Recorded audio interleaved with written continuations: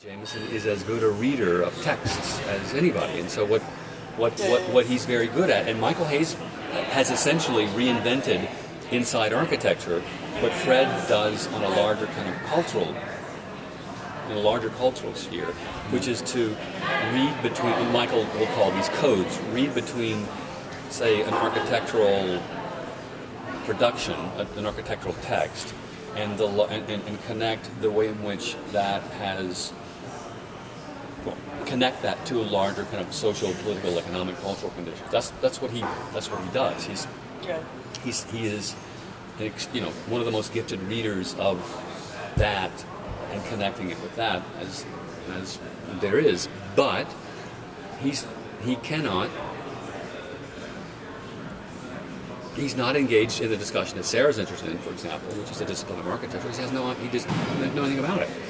What he's interested in is reading architecture. So when he reads the Frank Gehry House, he's reading that as an interpretation of a larger, its implications within late capitalism and how that gets played out. And he's brilliant at that. I mean, there aren't many people better at that than him.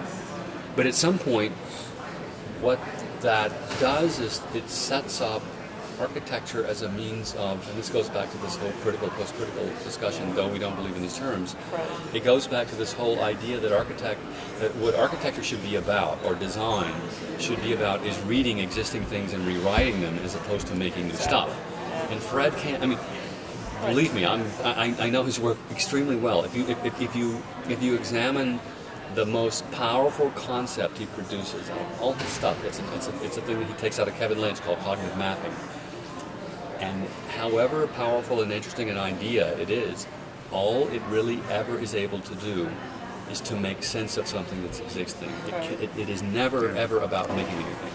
And it's ultimately kind of impossible in late capitalism. Well, and that's the other thing. Sorry, it's ultimately what? Impossible. It's impossible. I mean, Fred is as guilty of the things that he claims that Tafuri is guilty of as anybody else, which is they create such a story of closure that anything that would seem to break through the kind of, capsule that is made by the story he weaves is impossible. I mean, that's the beauty of Tafuri's incredible sort of textual readings and analyses and stories about architecture, is that it becomes absolutely impossible thinking of anything outside of capital.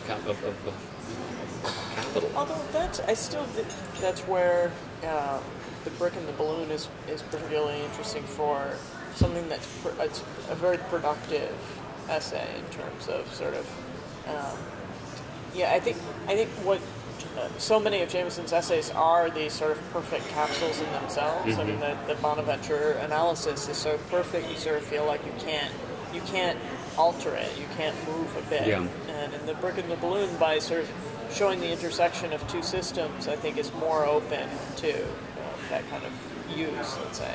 And I think that it's material that's very interesting to see how it affects readers within architecture, because something like the Bonaventure, in a way, the junk space article by Rem is sort of the only way you can respond to that, and that's an end point. That's right. It's not a design mandate. It's a sort of analysis again.